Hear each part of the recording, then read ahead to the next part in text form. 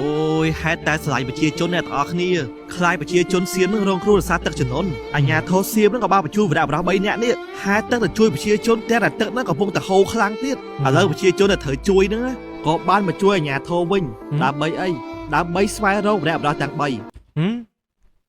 មុនហ្នឹងវីរៈបុរសទាំង3ទៅជួយប្រជាជនហើយដល់ពេលឥឡូវប្រជាជនមកជួយវីរៈបុរសវិញមិនចាំមិនចឹង ព្រោះនៅពេលដែលវីរៈបុរសទាំង3ហេតុទៅជួយនឹងគឺបាត់ឈើងយកតែម្ដងគិតម្ដងថ្ងៃនេះគឺ3ថ្ងៃហើយ អូ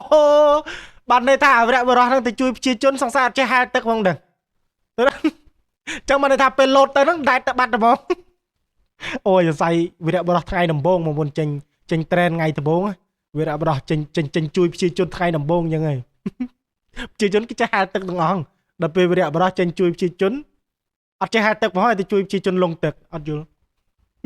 ដែលប្រជាជននាំគ្នាស្វែងរកវីរៈបុរសទាំង3ប៉ុន្តែគឺអត់ឃើញដែតសោះមិនដឹងថាហូរទៅដល់ណាទេអ្នកនរអស់គ្នាចឹងមិនថាយើងជាប្រជាជនខ្មែរអត់មានអីនិយាយទេមានតែពាក្យថាវ៉ាវសូរីស្បាច់វីរៈបុរសទាំង3នេះពិតជាក្លាហានមែន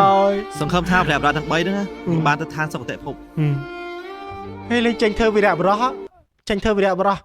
ជួយប្រជាជនលងទឹកលេអត់ចេះហែលទឹកហើយចេញធ្វើវីរៈបុរសបែរបាត់ចេះហែលទឹកគួរពាក់អាវពោងឬមួយក៏មានអុកស៊ីសែននឹងមាត់ទៅដើម្បីការពារចឹងអានេះលេអត់ចេះហែលទឹកឲ្យលោតទៅប្រងឲ្យទឹកពងហូរខ្លាំងលោតទៅតែទៅបាត់អញជឿចេញធ្វើវីរៈបុរសថ្ងៃដំបូងចឹងហើយបងប្អូន Boost Strong